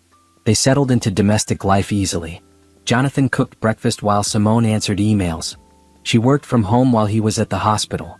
They walked the dogs together in the evenings and talked about their days. It was simple and comfortable and everything Simone had never known she wanted. Nicole visited often, bringing her new girlfriend Kelly, who worked as a physical therapist. The four of them became close friends, spending weekends together hiking or trying new restaurants or just sitting around talking. "You look happy," Nicole said one evening, watching Simone and Jonathan laugh about something. "I'm happy. Genuinely, completely happy." Simone squeezed her friend's hand. "Thank you for not letting me give up. Thank you for surviving." At work, Tech Vision Solutions was thriving. They had offices in 12 cities now, with over 200 employees. Simone's AI software was being used in hospitals worldwide, detecting diseases earlier and more accurately than traditional methods. She had been approached about selling the company for $2 billion but turned it down. "This isn't about money anymore," she told her board of directors. "This is about impact. We're saving lives. That's not for sale." The board supported her decision. Most of them were people she had personally recruited, people who shared her values and vision. Nicole ran operations, Patterson handled legal matters, and Dr. Chen served as medical advisor. It was a team built on trust and shared purpose. Simone also expanded her philanthropy beyond Hope Rising. She established scholarships for women in STEM fields, funded research into cancer prevention, and donated to domestic violence shelters. Money flowed out of her accounts almost as fast as it came in, but she didn't care. What was the point of wealth if she couldn't use it to help others? "You're going to give away your entire fortune," Jonathan teased one evening, reviewing her latest donation receipts. "Good. I can always make more money. I can't make more time or more chances to make a difference." Derek's monthly dollar check arrived faithfully, each one a reminder of how far she had come. She stopped taping them to her refrigerator after the first year. Now she just deposited them. Automatically, barely thinking about them. Derek had become irrelevant to her life, a footnote in her past. She heard through acquaintances that he had remarried, a quick wedding to someone he had met at his new job managing a storage facility. Nicole showed her a photo from social media. Derek and a woman named Cheryl standing outside a courthouse, both looking tired and resigned rather than happy. "He's working at a storage facility now," Nicole said. "That's quite a downgrade from corporate executive." "It's honest work," Simone said neutrally. "I hope he's finally learned something." "You're too nice. He deserves to suffer more." "He is suffering. He's living with the consequences of his choices every day.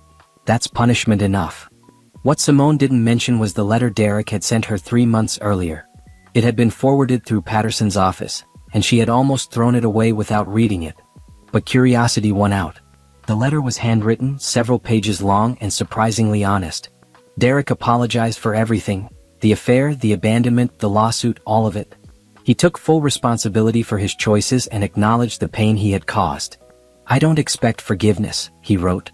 "I don't deserve it. I just wanted you to know that I understand now what I lost. Not the money but you. You were the best thing that ever happened to me and I threw you away because I was selfish and scared and stupid. I see now what you've built, how you've helped people, how you've turned your pain into purpose. You're remarkable, Simone. You always were. I was just too blind to see it." Simone had read the letter twice, then filed it away. She didn't respond. What would be the point? Derek had apologized, but apologies didn't undo the past. They didn't erase the nights she spent alone in the hospital, or the fear she felt facing death without support, or the betrayal that cut deeper than any surgery. But she didn't hate him anymore either. Hate required energy she didn't want to spend on him. Instead, she felt nothing. Derek was a person who existed in the world, someone she used to know, someone who had hurt her once. That was all. "Have you thought about what you want for the future?" Jonathan asked one night as they sat on their balcony, the city lights spread out below them. What do you mean? I mean long-term. Marriage, kids, the whole thing. We've been together almost a year. I'm in love with you. I want to know what you see when you think about our future. Simone turned to look at him. He was serious, vulnerable, waiting for her answer. I see us, she said slowly. I see this penthouse full of rescue dogs and plants. I see vacations and adventures and building something together. I see supporting each other through hard days and celebrating the good ones. As for marriage, she paused. I need more time before I can think about that. Derek burned me badly. I understand. I'm not Derek though. I know. But I need to be sure. Not of you but of myself. I need to know that I'm choosing you for the right reasons. That's fair. Jonathan took her hand. I can wait. I'm not going anywhere. Good. Because I'm not done needing you yet. They sat in comfortable silence, the city humming below them. Simone thought about how far she had come in 2 years. From dying to thriving, from betrayed to loved, from victim to victor. She still had cancer checkups every 3 months. She still held her breath waiting for results, terrified that the disease would return. But each clean scan was a gift, another 3 months of life she hadn't been promised. I'm getting a humanitarian award next month, Simone said. For the foundation's work. They want me to speak at a conference in front of like 5,000 people. That's amazing. Are you nervous? Terrified. But I'll do it. If my story can inspire even one person to keep fighting, it's worth it. Your story inspires everyone who hears it, Jonathan said. You inspire me. To do what? To be better. To care more. To use whatever gifts I have to help people. He kissed her hand. You changed my life, Simone. Before I met you, I was going through the motions. Work, home, repeat. You showed me what it means to live with purpose. You were already living with purpose. You're a doctor. You save lives every day. I treated patients. You save lives. There's a difference. Simone leaned against him, feeling grateful and content and for the first time in her life, complete. Not because of Jonathan but because of everything she had built for herself. The company, the foundation, the life she had created from nothing. Derek had taken so much from her. But in doing so, he had forced her to find strength she didn't know she had. To build a life bigger and more meaningful than anything she had imagined during their marriage. She wouldn't thank him for it. But she wouldn't regret it either. The past was the past. And Simone's future was bright enough to light up the entire city below. The humanitarian award ceremony took place on a warm spring evening, exactly 2 years after Simone's last cancer scan came back clean. She stood backstage in an emerald green gown, her hair swept up in an elegant style, listening as the presenter read her introduction. Tonight, we honor a woman who turned personal tragedy into global impact. Simone Washington, founder of TechVision Solutions and Hope Rising Foundation, has revolutionized cancer diagnostics and treatment access. She's helped over 5,000 patients access life-saving care, developed AI technology now used in hospitals worldwide, and inspired millions with her story of survival and success. The applause was overwhelming as Simone walked onto the stage. She accepted the Crystal Award, a beautiful sculpture that caught the light and threw rainbows across the audience. Jonathan was in the front row, beaming with pride. Nicole sat beside him, dabbing at her eyes. Dr. Chin was there too, along with Patterson and dozens of patients whose lives had been changed by Hope Rising. Thank you, Simone said, her voice steady. This award is deeply meaningful to me, but I have to be honest. I'm not a hero. I'm just someone who got a second chance and decided to use it well. She paused, looking out at the sea of faces. 3 years ago I was dying. I had stage 4 cancer, a husband who abandoned me and no hope for the future. I spent months convinced I wouldn't see another year. But I survived against all odds. And when I realized I was going to live, I had to ask myself, what am I going to do with this gift? Simone held up the award. This represents 5,000 people who got the same second chance I did. Patricia, who's here tonight, is now cancer-free and back to teaching 3rd grade. Marcus just graduated high school with honors. Angela ran a marathon last month. These aren't my victories. They're theirs. I just helped remove the financial barriers that were keeping them from fighting. She talked about the foundation's expansion, about new partnerships and programs. She talked about TechVision's latest developments, software that could predict cancer recurrence and personalized treatment plans. She talked about the future she was building, brick by brick, life by life. But I want to talk about something else too, Simone continued. I want to talk about betrayal and survival. Because my story isn't just about cancer. It's about being abandoned when I was most vulnerable. It's about my ex-husband divorcing me in the hospital and trying to take everything I had worked for. It's about learning that sometimes the people who hurt us the most do us the biggest favors. The audience was silent, hanging on every word. If Derek hadn't left me, I might never have found this strength. I might have kept playing small, keeping him comfortable, never reaching my full potential. His betrayal freed me to become who I was always meant to be. So to everyone out there who's been betrayed, who's been abandoned, who's been told they're not good enough, prove them wrong. Not to hurt them, but to heal yourself. Build something so meaningful that their betrayal becomes nothing more than a footnote in your story. The standing ovation lasted 5 minutes. People were crying, including Simone herself. She accepted hugs and congratulations, posed for photos with patients and donors, and gave interviews until her voice was hoarse. Jonathan drove her home afterward, both of them exhausted but happy. "You were perfect up there," he said. "I was terrified. It didn't show." He pulled into their building's parking garage. "Hey, I have something to ask you." "Okay," Simone said, suddenly nervous at his tone. Jonathan parked and turned to face her. "I know we said we'd wait, that you needed time after Derek. But Simone, I love you. I love your strength and your compassion and your terrible habit of rescuing animals that nobody else wants. I love how you turn pain into purpose and how you never give up on anything. I want to spend my life with you if you'll let me." He pulled out a small box and opened it. Inside was a simple platinum ring with a single diamond. "Will you marry me?" Simone stared at the ring, her heart racing. Marriage.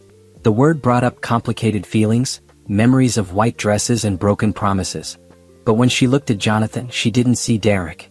She saw a man who had supported her through everything, who had never tried to dim her light, who celebrated her success instead of resenting it. "Yes," she said. "Yes, I'll marry you." Jonathan's face broke into the biggest smile she'd ever seen. He slipped the ring on her finger and kissed her, right there in their parking garage, both of them laughing and crying at the same time. They got married 6 months later in a small ceremony on the beach. Only close friends and family attended. Nicole was Simone's maid of honor, Patterson walked her down the aisle, and Dr. Chin performed a reading about second chances. The ceremony was simple and heartfelt, focused on love and commitment rather than spectacle. Simone wore a cream-colored dress that flowed in the ocean breeze. Her hair was adorned with fresh flowers. She looked radiant and healthy and nothing like the dying woman Derek had left behind. "I promise to support your dreams," Jonathan said during his vows. "I promise to celebrate your successes and comfort you during failures. I promise to never make you feel small or to resent your light. I promise to love you exactly as you are for as long as we both live. I promise to trust you," Simone said through happy tears. "I promise to let you in even when I'm scared. I promise to build a life with you that's filled with purpose and joy and rescue dogs. I promise to love you with the same fierceness I've brought to everything else I've done. You are my second chance, Jonathan. Thank you for waiting for me to be ready." They honeymooned in Greece, 2 weeks of sunshine and ancient ruins and late-night conversations about the future. They talked about children, about growing hope rising to serve more people, about the life they wanted to build together. "I want 3 kids, Jonathan said one evening as they watched the sunset from their hotel balcony. 3? That's a lot. You have 2 rescue dogs. I figure we're already outnumbered." Simone laughed. "Fair point. Okay, 3 kids. But only if we can handle it with the company and the foundation. We'll figure it out. We're good at adapting." Back home, life settled into a new normal. Simone balanced running her company with expanding the foundation. She spoke at conferences and universities, sharing her story and encouraging others to turn their pain into purpose. TechVision Solutions grew beyond her wildest expectations, now valued at over $3 billion. She still refused to sell. Hope Rising opened offices in 20 cities and formed international partnerships. They helped 10,000 patients in their second year, 20,000 in their third. Simone read application after application, approving grants and meeting patients whenever possible. One afternoon she got a letter that surprised her. It was from Brittany, Derek's former girlfriend. "I know you have no reason to care what happens to me," Brittany wrote. "But I wanted to apologize for my part in hurting you. I was young and stupid and I believed Derek's lies. I should have questioned why a married man was pursuing me. I should have had more integrity. I'm sorry." Simone read the letter twice, then filed it away with Derek's apology from years earlier. She didn't respond to this one either. Some things didn't need responses.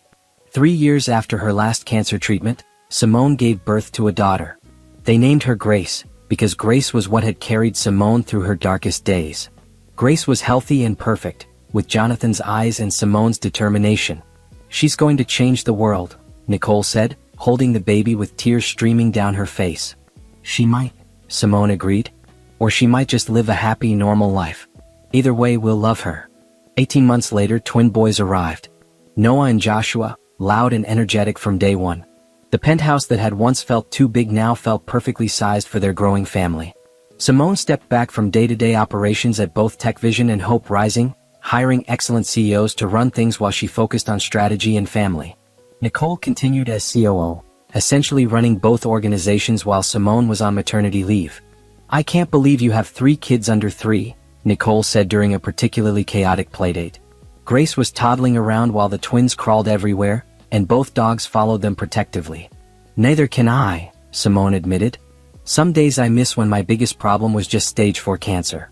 They both laughed because if you couldn't laugh about it, what was the point? Derek's monthly checks continued arriving faithfully.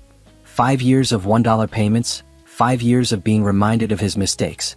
Simone heard through the grapevine that he and Cheryl had 2 children, that he was working as a regional manager for the storage facility company, that he had finally settled into a quiet, modest life. She felt nothing when she heard the updates. No satisfaction, no vindication, no anger. Just nothing.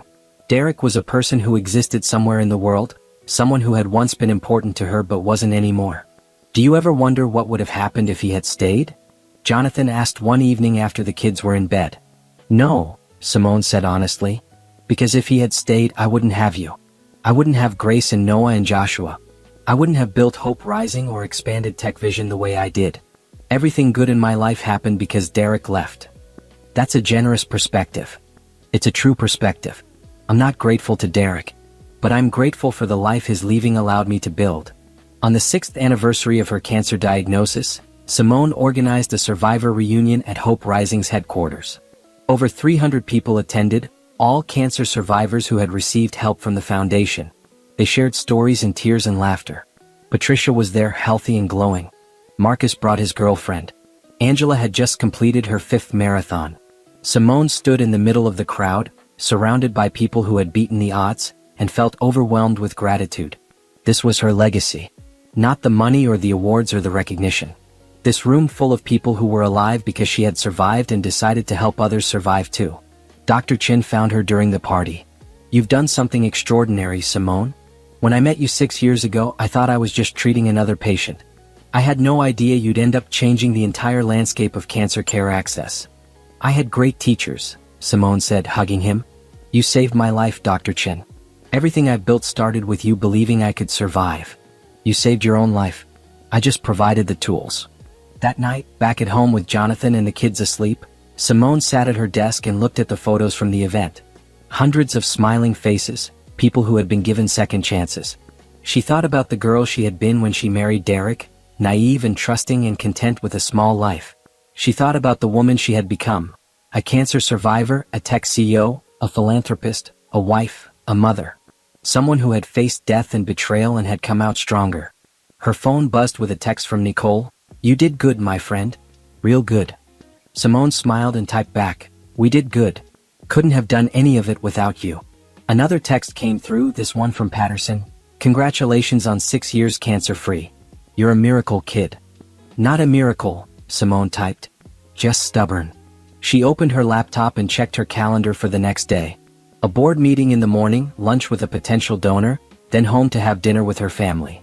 A full life, a meaningful life, a happy life.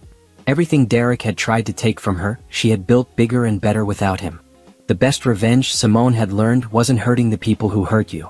It was building a life so full of joy and purpose that their betrayal became irrelevant. It was proving that your worth never depended on their love. It was thriving instead of just surviving. Derek had divorced her thinking she was broke and dying. He had walked away thinking he was free. Instead, he had freed her.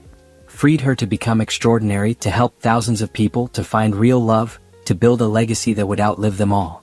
And that, Simone thought as she closed her laptop and went to bed beside her husband,